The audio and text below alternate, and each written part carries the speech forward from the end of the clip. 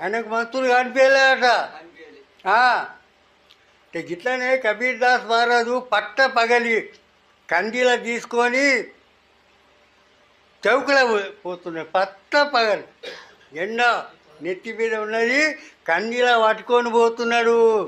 యాడా చౌకులా.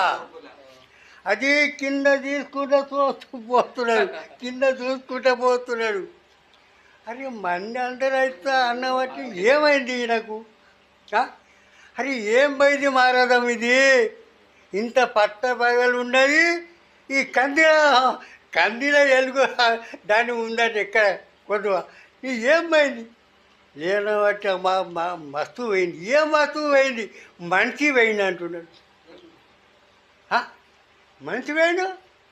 అరే మేమంతా మనుషులం కావా? కాదు. 2 కాళ్ళు చేతుల ఉన్న రూపం మంచిది ఉన్నా కానీ ధర్మము మంచిది కావాలా? అయితే నేమన్నా